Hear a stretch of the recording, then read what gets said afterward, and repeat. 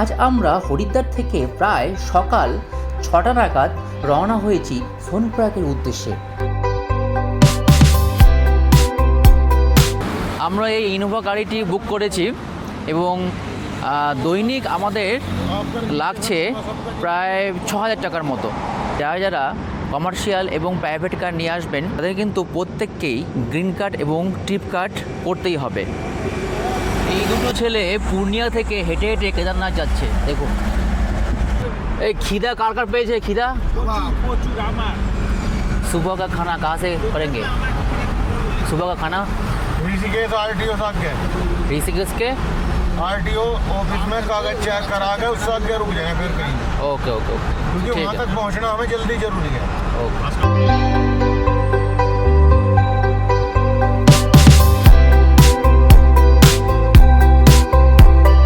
আমরা হরিদ্বার থেকে প্রায় 24 কিলোমিটার পেরিয়ে এখন ঋষিকেশে ঢুকছি। ঋষিকেশ উত্তর ভারতের হিমালয়ের পাদদেশে অবস্থিত একটি শহর।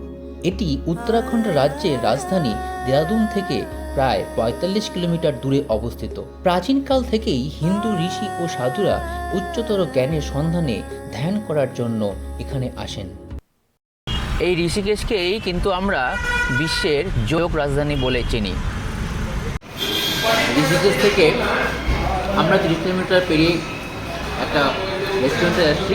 এখানে আলু পরোটা আর কিছু ঘুগনি টাইপের কিছু রয়েছে, আর রায়তা রয়েছে, এখানে স্যালাড রয়েছে। টিফিন করে আবার রওনা দেব দেবপ্রয়াগের উদ্দেশ্যে। ঋষিকেশ থেকে প্রায় 71 কিলোমিটার পার করে আমরা চলে এসেছি দেবপ্রয়াগে। এখানে অলকানন্দা নদীর পঞ্চপ্রয়াগের 5টি সঙ্গমের একটি। এটা দেখুন দেবপ্রয়াগে ভাগীরথী এবং অলকানন্দার মিলনস্থল। আর উপরে এটি হচ্ছে সেন্ট্রাল সংস্কৃত ইউনিভার্সিটি। আমরা এখন যাচ্ছি ধারী দেবীর মন্দিরে, যে ধারী দেবী এই 4 ধামের রক্ষাকর্তা। দেবপ্রয়াগ থেকে 38 কিলোমিটার পেরিয়ে আমরা এখন শ্রীনগরে আছি। শ্রীনগর পেরিয়ে রুদ্রপ্রয়াগের কিছুটা আগে খুবই জাগ্রত ধারী দেবীর মন্দির অবস্থিত। স্থানীয় বাসিন্দারা জায়গাটাকে বলেন ডাংচৌড়া। তাদের বিশ্বাস দেবীর পাথরের মূর্তিটি সকালে কুমারী, দুপুরে যুবতী এবং সন্ধ্যায় বৃদ্ধার রূপ ধারণ করেন। এই মন্দিরে কেবলমাত্র দেবীর মাথার পূজা হয়। দেবীর ধরটি পাওয়া যায় রুদ্রপ্রয়াগের কালী মঠে। এই মঠে দেবীকে মৈঠানা রূপে পুজো করা হয়। স্থানীয় বাসিন্দাদের মতে 2013 সালে ধারী দেবীর মূর্তিকে সরানো হয় 330 মেগাওয়াটের অলকানন্দা ড্যাম তৈরির জন্য, কিন্তু তার কয়েক ঘন্টা পর সাংঘাতিক বন্যা আর ভূমিধসে বিপর্যস্ত হয়ে পড়েছিল এই কেদারনাথ মন্দির। এটা হচ্ছে ধারী দেবী মন্দিরের বাইরের অংশটি। আমরা ধারী দেবীকে পুজো দিয়ে বেরিয়েছি। এখন আমরা যাচ্ছি রুদ্রপ্রয়াগের দিকে। আমরা এখন শ্রীনগর থেকে 32 কিলোমিটার পার হয়ে রুদ্রপ্রয়াগ হয়ে যাচ্ছি। এখানে অলকানন্দা নদীর পঞ্চপ্রয়াগের আরেকটি সঙ্গম। এখানে অলকানন্দা ও মন্দাকিনী নদী মিলিত হয়েছে। এই যে সেই টানেল যেটি পাহাড় কেটে তৈরি করা হচ্ছে। শ্রীনগর থেকে রুদ্রপ্রয়াগ হয়ে আমরা প্রায় 49 কিলোমিটার চলে এসেছি অগস্ত্যমুনি। মাঝে রুদ্রপ্রয়াগের পরে আমরা লাঞ্চ সেরে ফেলেছি। লাঞ্চ হয়ে গেছে ভাত, ডাল, সবজি দিয়ে। ভারতীয় উপমহাদেশের একজন প্রভাবশালী পণ্ডিত ও শ্রদ্ধেয় ঋষি এই অগস্ত্যমুনি। তিনি এবং তার স্ত্রী লোপামুদ্রা সংস্কৃত পাঠ্য ঋগ্বেদ এবং অন্যান্য বৈদিক সাহিত্যের বিখ্যাত লেখক।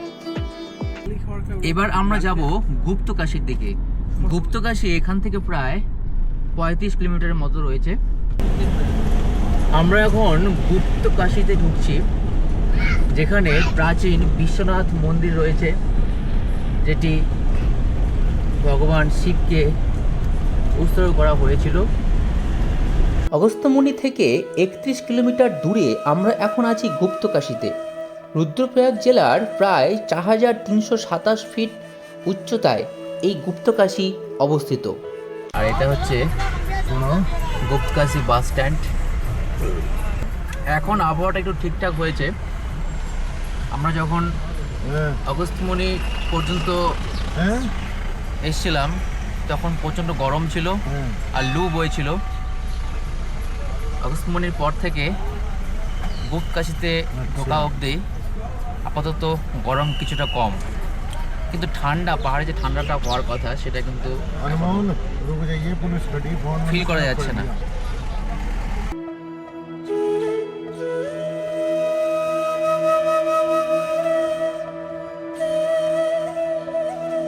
গুপ্তকাশী থেকে প্রায় 14 কিলোমিটার আমরা চলে এসেছি।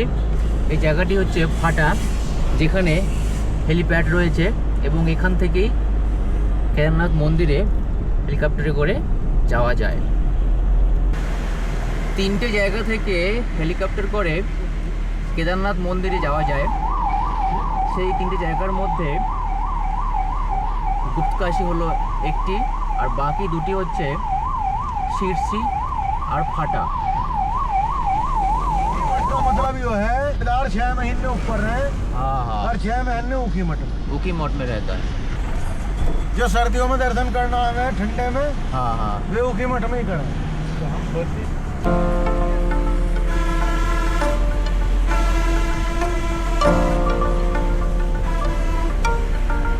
ফাটা থেকে আমরা চলে এসেছি সোনপ্রয়াগে, যার দূরত্ব 16 কিলোমিটার। সোনপ্রয়াগ মন্দাকিনী নদীর তীরে অবস্থিত। এখন বাজে বিকেল 5টা, আমরা সোনপ্রয়াগ পৌঁছে গেছি। এই যে সোনপ্রয়াগের হচ্ছে কার স্ট্যান্ড। আমরা এখন যাব গৌরীকুণ্ড, এই রাস্তা দিয়ে। গৌরীকুণ্ডের গাড়ি ধরবো এই রাস্তা দিয়ে। এই যে আমরা এদিক দিয়ে আসলাম আর আমরা এই সাইডে যাব। আর এখানে পুলিশ স্টেশন সোনপ্রয়াগ রয়েছে। এখানে কিন্তু সোনপ্রয়াগ কিন্তু ক্লক রুমও রয়েছে। এটা পুরো মার্কেট একটা। আমরা যাব সোজা গৌরীকুণ্ডের গাড়ি ধরতে, ব্রিজ পার করে। আমরা গৌরীকুণ্ড যাওয়ার জন্য সোনপ্রয়াগ থেকে পার পার্সন 50 টাকা করে এই শাটেল গাড়িগুলো ধরলাম। গৌরীকুণ্ড সমুদ্রপৃষ্ঠ থেকে প্রায় 6502 ফুট উচ্চতায় অবস্থিত কেদারনাথ ভ্রমণের সূচনা পয়েন্ট। গৌরীকুণ্ড যাওয়ার লাইনে ভিড় দেখুন কীরকম জ্যাম লেগেছে। আমরা মাঝ রাস্তায় নেমে গিয়েছি, আমি আর মুকেশ হেঁটে হেঁটে যাচ্ছি গৌরীকুণ্ড। আর এই হচ্ছে গৌরীকুণ্ডের শাটেল পার্কিং। এখানে গাড়িগুলো পার্কিং হচ্ছে, আমরা ওয়েট করছি ওদের জন্য। কেদারনাথ থেকে গৌরীকুণ্ডে নিচে নামার লাইন। গৌরীকুণ্ডে আমরা যে হোটেলে রয়েছি, সুনীল হোটেলে, এই সুনীল হোটেলের ভিউটা দেখুন। এই হচ্ছে পাহাড় আর হচ্ছে সুনীল হোটেল। প্লাবন চা তৈরি করছে।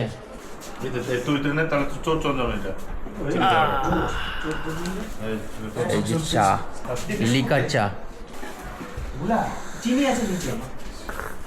এই হচ্ছে চায়ের সব জিনিসপত্র। দার্জিলিং টি খাচ্ছি। এই যে সবাই চা খাচ্ছে। কালকে আমরা 4টার সময় উঠবো, তাই তো? 4টা বা তার আগে একটু কম, 1 ঘন্টার মধ্যে রেডি হয়ে আমরা 5টার মধ্যে এখান থেকে 4টার মধ্যে বেরোবো। হ্যাঁ, 4টার মধ্যে বেরোবো। 4টার মধ্যে আমরা হোটেল ছাড়বো। হ্যাঁ, ইয়েস।